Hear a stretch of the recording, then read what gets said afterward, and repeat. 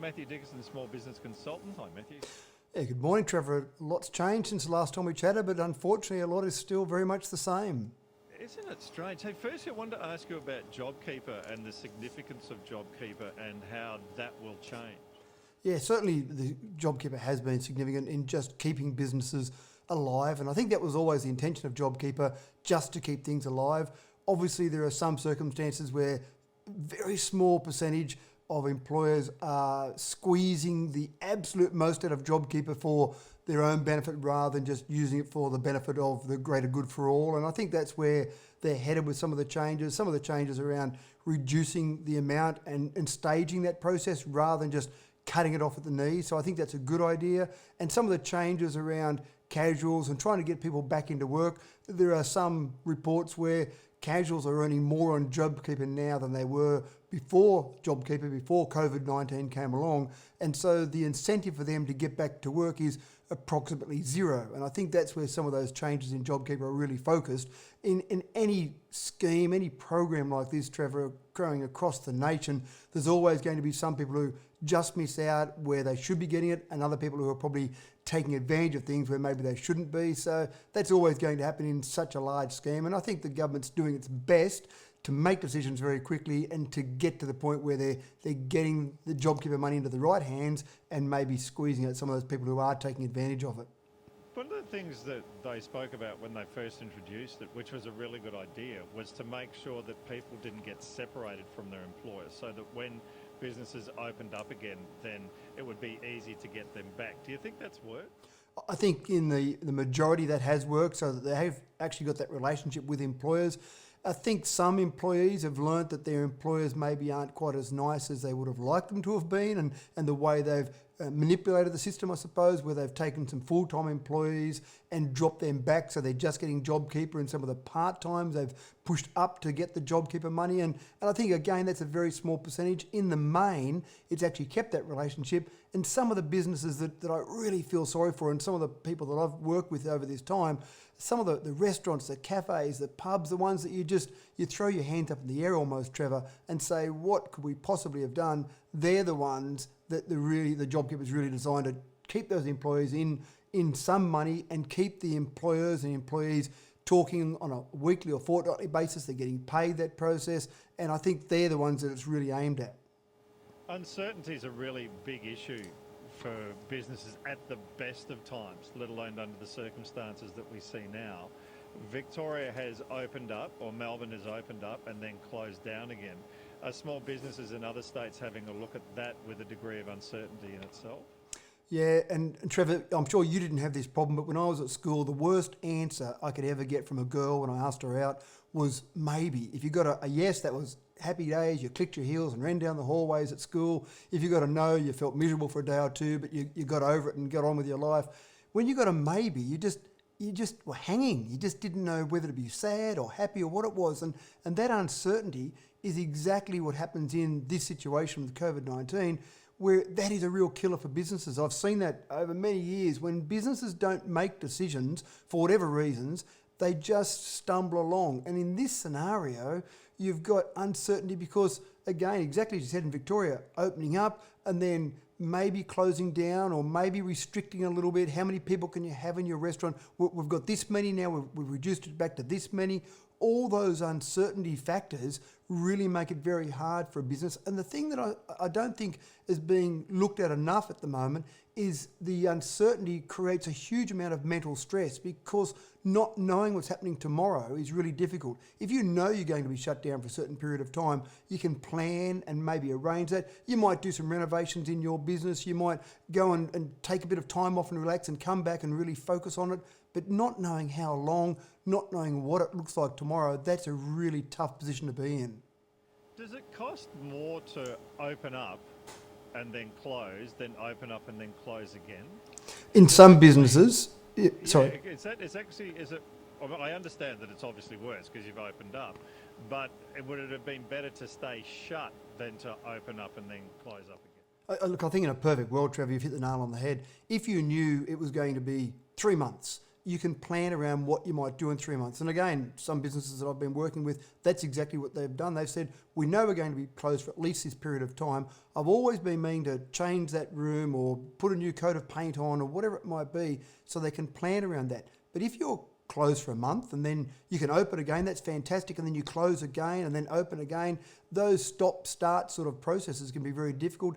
And for your staff as well, you might be able to say to your staff, if you had a crystal ball, which it would be wonderful to have a crystal ball at the moment, but you might be able to say to your staff, take 2 months off, go and relax, and then come back and get ready to really attack and see how we can really get this business back on its feet again.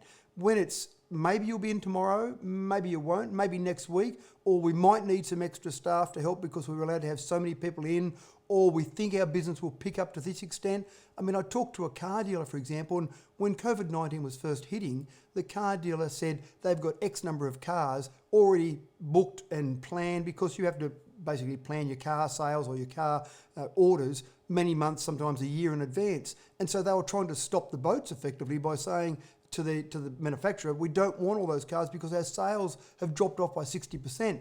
Then when the instant asset write-off came in and then some things started to pick up, they were saying, we're actually really busy. We need those boats to bring the cars back in. So it was very frustrating for that particular car dealer I was working with, because it was that stop-start process. It would have been better for them to know that they've definitely got a drop in sales or they've definitely got an increase coming. But when you've got those things you've got to plan ahead for, that makes it tough. In regional areas, there was also the idea of, okay, we need to be opening up, and we'd love to be opening up because we need people coming here, especially with tourism being so important. The other side of that is, oh, well, hang on, we don't want you coming here because we don't want to spread the virus through here. So there's also that degree of, yeah, we want you here, but hang on, no, we don't want you here. So there's that degree of uncertainty as well. Yeah, there is, and that's a really tough one, because regional areas in the main have gone okay. There's been some limited outbreaks, there's been some limited cases in regional areas, but I think the real issue for regional areas is that we just don't seem to have the same amount of crowding. We don't have people in buses or on trains commuting to work. You don't have them in supermarkets crowded around. So the likelihood of spreading something like COVID-19 is dramatically reduced, but it only takes one or two people to bring the virus in, and suddenly you've got a mini outbreak on your hands. So you're spot on, trying to get people to come in, to spend money in the region, and then on the back of that, trying to make sure you're still protecting residents of those areas is really tough. Again, I think what I've seen anyway is a little bit of complacency in regional areas, because you're not picking up the paper every day reading about how many cases are in your particular town, your particular area. So people become a little bit complacent in those regional areas, and that's a bit of a concern. Obviously, there's no complacency in somewhere like Melbourne, because we're reading about it every day on the front page.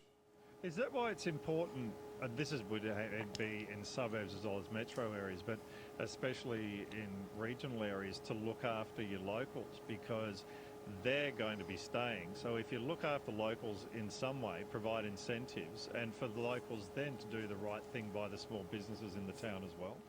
I think it's always been one of those things that trying to encourage people to buy locally is absolutely critical, and that's in any time. And if you can get those people to buy local, again, you see these examples where people say, I managed to go out of town and save $50 on this purchase, but by spending money locally, the number that I typically use is 2.6. That's the multiplier. When you spend $1 in your local economy, it spins around about 2.6 times. And so that's good for the local economy.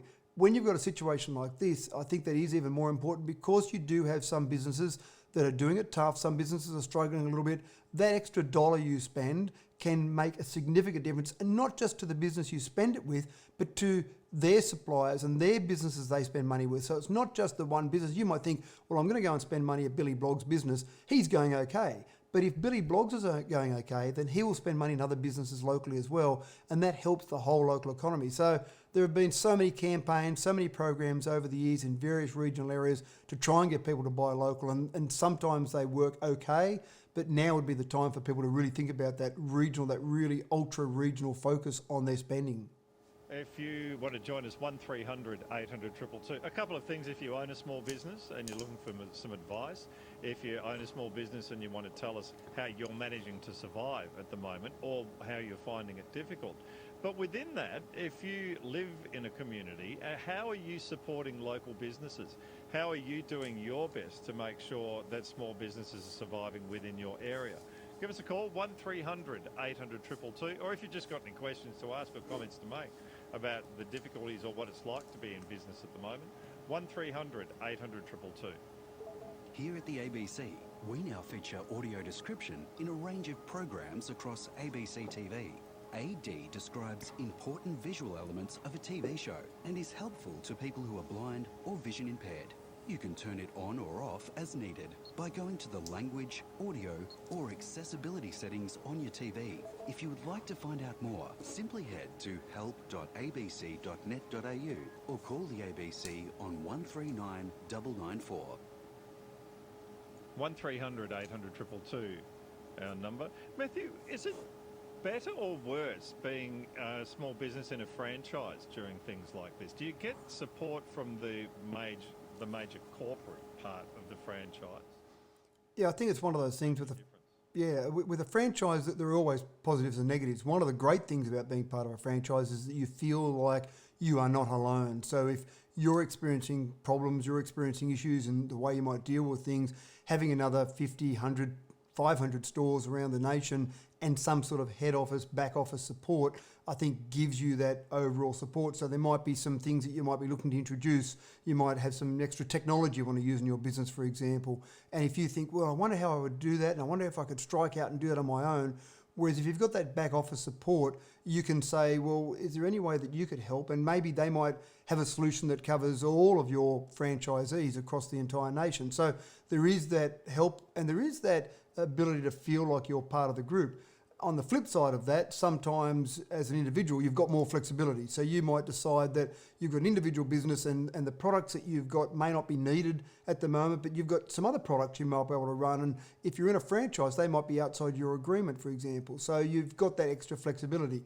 It's always hard to say. It's pretty hard to put a blanket on it, Trevor, and say that it's definitely better not being or being in a franchise at the moment because it really is horses for courses at the moment. But I think that flexibility is one thing that I've found with businesses overall. The businesses that seem to be surviving and thriving at the moment are the businesses that have got that agility, that flexibility to make decisions that are specific to their business.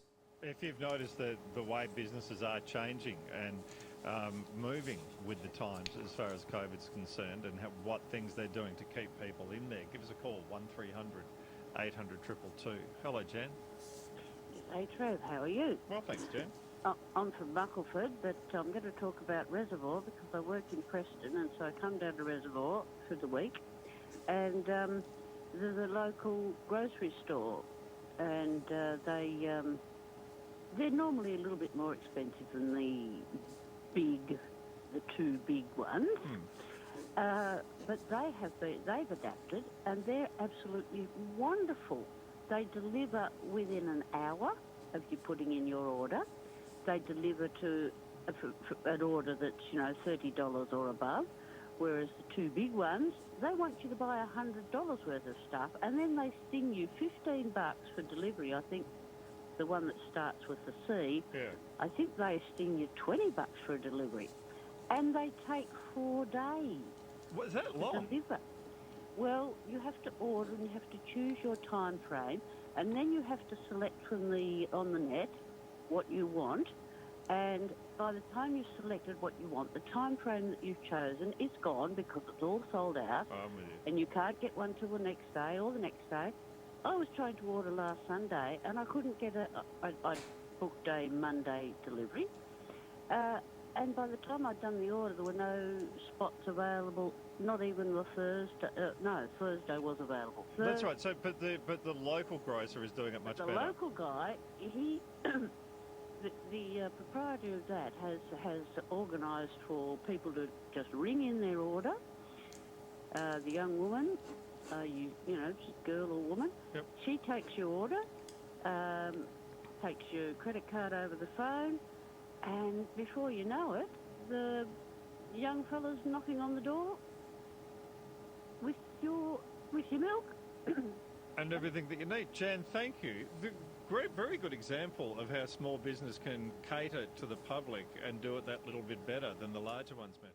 Yeah, I think you hit the nail on the head there. You've got those large supermarkets, they would have had to put in additional policies and have processes in place and make sure the procedures were right. They can't just click their fingers and make it happen. Whereas that small grocer, I would imagine, they would have just said to one of the staff members, okay, quick, we've got to make a change here. We want to do home deliveries. Okay, you start manning the phones and take the details over the phone and we'll get some young bloke who's out of work in another job and we'll get him to start running around doing deliveries so they can react very quickly. And it may not be perfect. They may not have all the perfect policies and procedures and processes in place, but they can make it happen and probably modify on the run and get it going. Now, you've got to be careful doing that, of course, that you don't make some major mistake, but I think that agility and flexibility is perfectly illustrated there. I mean, I suppose the important question is, are they delivering toilet paper? That'd be a crucial question for them, but the reality is that they could probably get deliveries going, and supermarkets are one of those places that seem to have gone okay through this whole process because we still need to eat, we still need to have those foods and items that are in a supermarket. Good morning, Brodman. Oh, hi, Trev. Hi, Matthew. Yeah, look, it's end of month. We have to pay JobKeeper. We actually don't have the funds to do all of that. Now, we'd applied to our bank for the government-banked SME loan, especially for these times. We were rejected for the loan, and last week the PM was on 7:30 report, very surprisingly, well, not surprisingly, the cock on his face saying, there was a low uptake of the loans, and they really were a bit perplexed. Well, I think it's coming from the bank. So the problem is our balance sheet has been very COVID affected, even though I'm in health, and I'm devoting all my spare time not to rebuilding that side of the business, and we're having to do a new website and spend money and time and energy all on that at the same time. But I'm taking my seminar series for fellow clinicians online, so there's a huge amount of development there. As you can imagine, and we put in our forward cash flow projections off the new part of the business. But the trouble now too, Matt, you know, is you don't have a relationship with a bank manager or even a branch. We have no one we can ring. I will follow it up again with the bank, and in fact one of my patients yesterday said to me, get in touch with the PM's office. Well, we're not only doing that and the Treasurer, but also our local member, because, you know, I don't believe this is what they expected to have happen. And I think that's part of the problem. Yeah, and ultimately what I've found, my experience has been that banks have become even more risk averse. They're concerned about organisations, their viability going forward.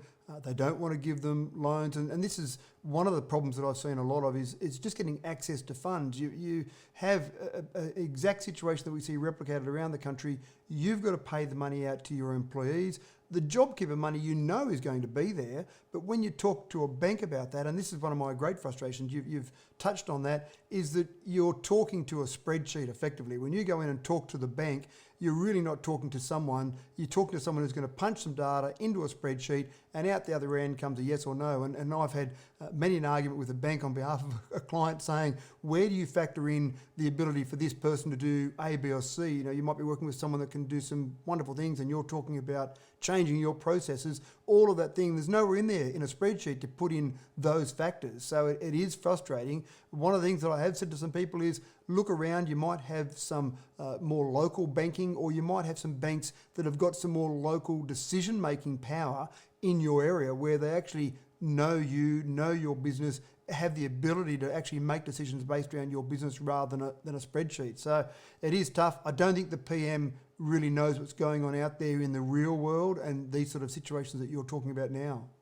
Robert, can I just ask you, are the parameters really limited? Because quite often we hear governments say, okay, we're going to be releasing this and you'll be able to apply for this. But then when you take a close look at it, you go, yeah, but the parameters are so small, it's really hard to.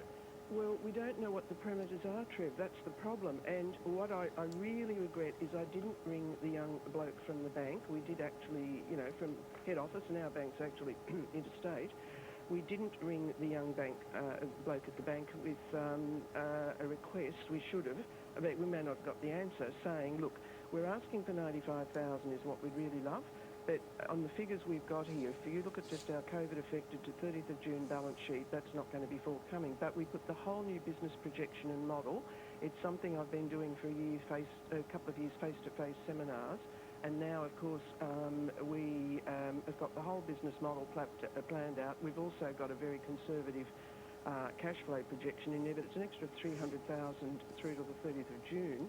I don't think they've looked at that. So, you know, if we'd been able to speak to a manager, he might have said, now looking at all this, our criteria would only possibly lend you perhaps 20,000, and if we'd known that we might have had a chance of getting that amount, that would have been fine, because what, you know, why this is convoluted for a lot of businesses, we're also the Australian distributor of a foot strengthening product, and so we've got a production run in play at Korea at the moment that we have no timing over. We needed the stock, there's no doubt. We'll have increased sales from other clinicians, but head office overseas has actually got that happening now. So we have to pay 50% up front. So it's cleaned out our funds. Look, I'm actually having to go, I'll be quite blunt, to family and friends.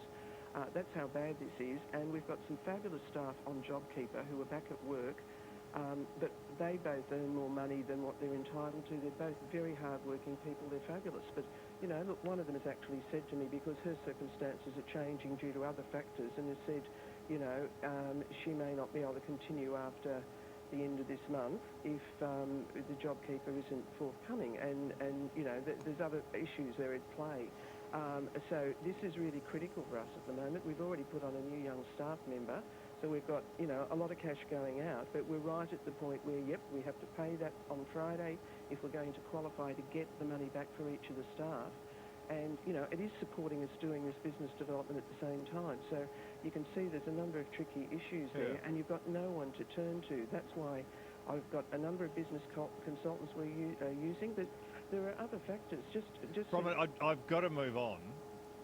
All right, just very briefly though, Trev, Eventbrite, we're using that for our event. They've changed their terms, and we didn't know. Last year we could get the money out of the account weekly. This year it's not until the 28th of August, because it's 5 days after your event, so you're really stuck with your cash flow. Yeah.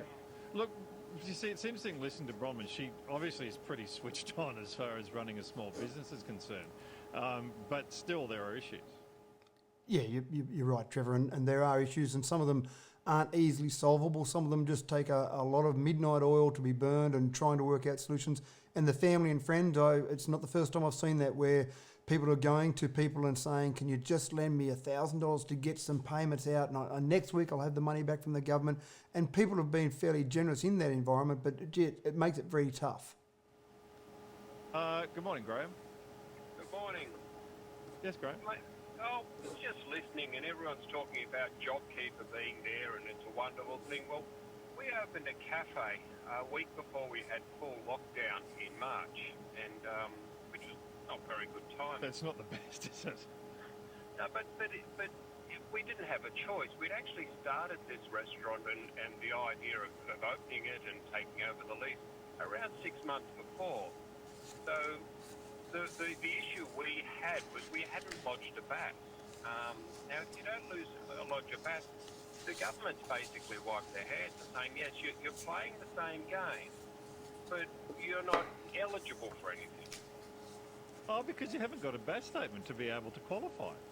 Correct. And we're not the only one, and I'm not, you know, I'm just pointing it out. It was just bad timing, and there's people that are a lot worse off than us. Yeah.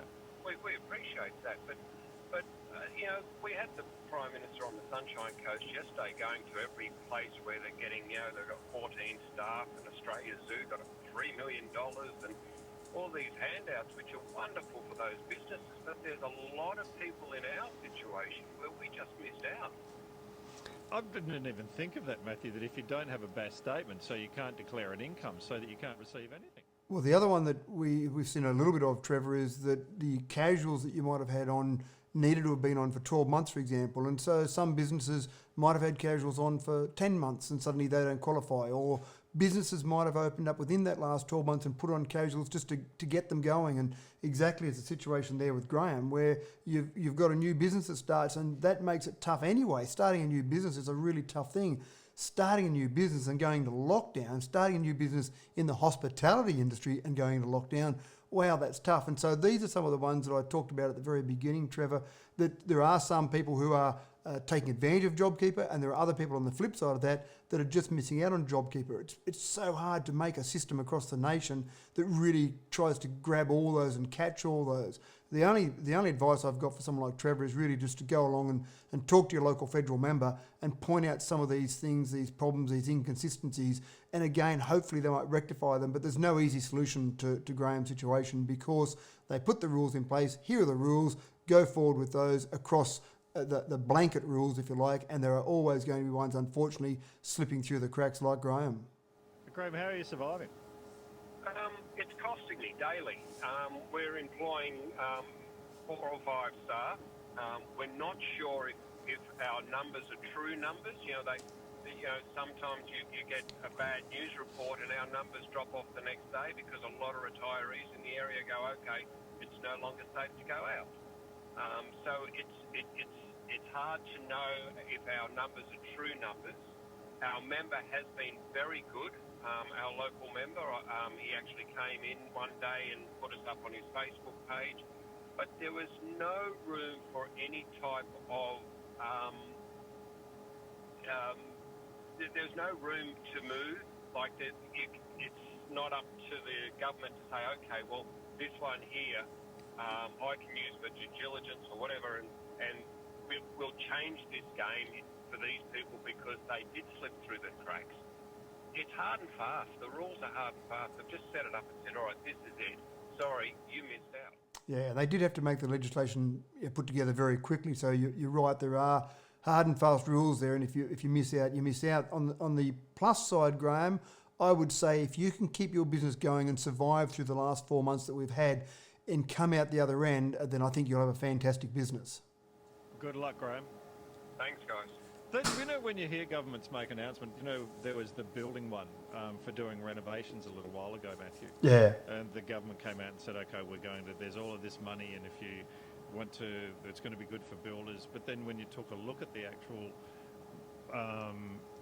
the requirements, they ended up, you look at it, there's probably about 7 people that can apply for that. Sometimes the governments make announcements that sound grand, but when it comes time to applying for it, you get frustrated in that application.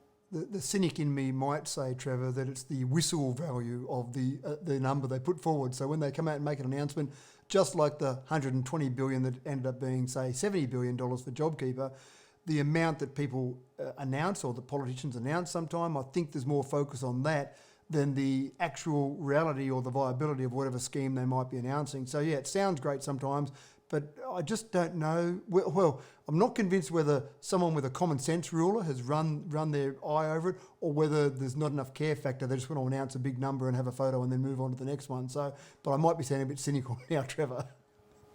Text here saying I'm in the same boat as Graham, who we've just heard about, has just started the business. I've pulled my second lot of $10,000 out of my super, and have spent thousands on accounts. At what point do you start to delve into your super, Matthew? Well, that's really got to be a last decision. I would encourage people as much as possible to keep it in their super. That's our investment for our future. But if the choice is I'm going to close the doors on my business or take $10,000 out of my super, then obviously that's the point you get to where you have to say we might have to do this. But again, it's one of those things that it'll be a tough time to start a business. Depending on the industry you're in, it can be very tough in there. And that's where the unknown, that uncertainty, if you said, well, I know if I take that 10,000, I can get through this month, then it'll be smooth sailing from there on. But we just don't know the future. We don't know what's around the corner. We don't know what the restrictions might be. It's such a fluid environment. It is a really tough time to be in any business, in planning any business at all. You're right, though. If you can survive this and come out the other side, you've got to be in a pretty good position. Yeah, I think so. And I think there are some industries and people I've spoken to in some of those industries that have actually gone okay. They're almost a bit embarrassed because they all know someone or they've got a friend that's really doing it tough. So there are some industries that have gone okay. But in general, if you can keep your business plugging away, keep your employees on board, keep them happy, keep things ticking away and come out the other end, you go, right, we know more about our business now, we know more about what things work. And there's been a real process in driving technology forward. I've often heard it said that we've had 3 years of technology development in 3 months. people working remotely, people having to be able to work out ways to get their website up and running. A whole range of things have changed in technology, and that puts businesses in a better place out the other side as well. Sam, good morning. Oh, good day. How are you going, Trevor? Good, Sam. That's right. No, I was just calling. I've got 2 small bakeries in regional Victoria, and when the pandemic first broke, everyone was sort of, like a lot of bakeries were chasing a lot of extra sales and things like that, and we did it for the first couple of days, and then we decided, no, we've got to look after our locals that are here all the time, and it's an elderly community in both towns, and we sort of thought to ourselves, well, you know, old Enid, she comes in every day for a loaf of bread, and she's missing out at the moment. So what my beautiful wife did, who's got the business brain, she said, let's lock all these people in for orders, so that every day they're going to be guaranteed to get their loaf of bread, and just really made sure we looked after our locals. But it was a strange time, that's for sure, when it first broke out. But yeah, we seem to be managing. We haven't missed a day of trade. So lock in the people that you know, and say, well, okay, we'll make sure that you get your bread, and we've got it either saved for you or delivered. No, they come to the shop, but what we've done is we don't let people into the shop. We've locked it up at the front, so they just come to the front door, and that way keeps our staff a lot at more at ease, so that people aren't in the shop. And everyone's been very understanding, and our locals have been great. Like they're the ones that have supported us all along, and they've stuck by us. And you know, even our local newspaper did a story on how we did it, and so we put a story with them because they're struggling a bit, and we just bandy around and help each other, really. Is that the other thing, and I'll come back to you in a minute, Matthew, Sam, is that small businesses supporting other small businesses by either passing things on or giving each other a plug? Yeah, definitely, yeah. And that's what little towns do pretty well. I've grown up in a small town, and we do support each other. That's what it's all about. If you want to have businesses in your town, you've got to support them. So, and we're lucky. The towns I live in Donald. I've got a bakery in Donald and a bakery at Avoca, and I find even Donald, a bit further away from the city, it's very self-supportive. Like, they've got car dealerships, they've got clothes shops, they've got everything still in a town that's only got 1,800 people living in it, which they do a great job. Sam, thank you. That's encouraging. Number one, changing the business around a little bit so that you don't go in anymore, but also making sure that you look after the locals, and that, okay, well, we'll have your bread here at a certain time and you can come in and pick it up. Yeah, and one of the things I often talk about, Trevor, is swimming upstream. Just because everyone else is doing something, so as Sam talked about there, other bakeries were changing things or chasing sales or doing things. So it's easy to jump in that same stream of thought processes and just go with the flow.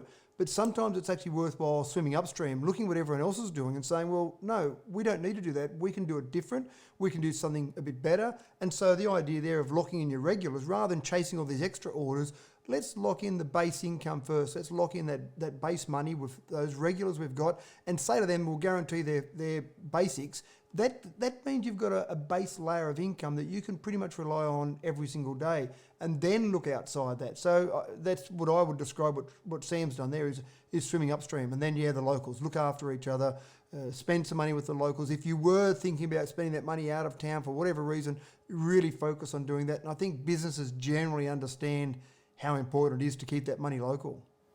Tex here, I own a travel agency. I pay rent and have no income. Not only that, I have to return income I have made through commissions, because clients are receiving full refunds on holidays. How are we going to survive, says David from York Peninsula. I didn't even think about that. You have to return money. Yeah, it's not only missing out on future income, it's past income that you've made. So travel agents are another one of those businesses that I look at them and I just think, how tough is that? What other solutions, what other things can you do?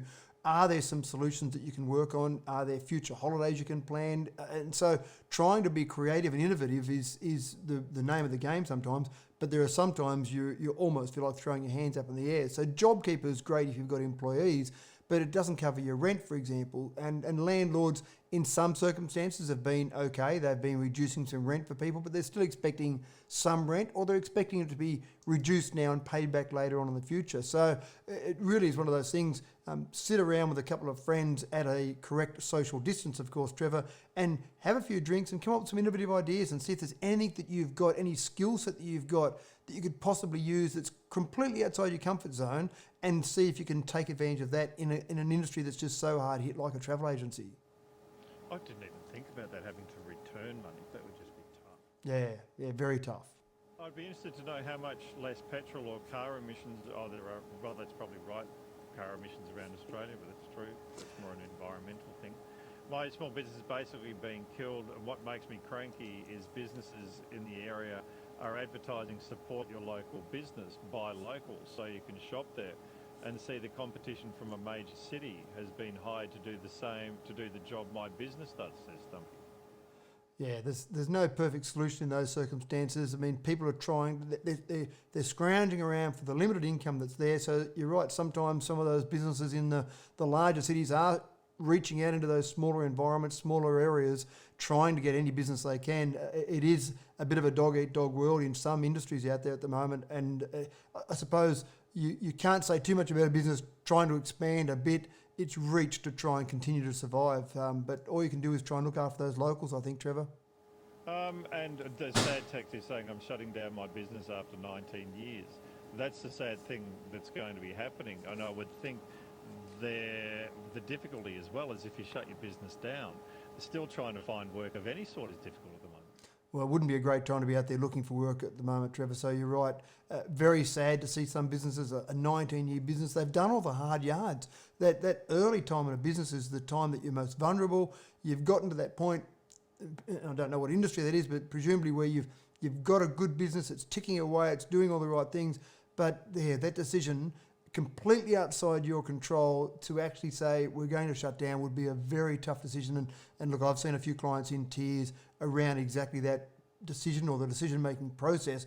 Do I keep pouring my money in, or do I cut it off now and say I'm just going to have to move on? We're literally 30 seconds away from the news. Is there any silver lining? Well, I think the silver lining is that, as I said before, if you can survive through this, you'll survive through anything. But I think really just focusing on every day, what can I do today? How can I change things today? And really, it's one of the rare times I'd say, Trevor, don't plan too far in advance. Normally I am saying plan in advance. Don't plan too far in advance. Plan for today and tomorrow at the latest. Good to talk to you. Thanks, Matthew. Thanks, Trevor.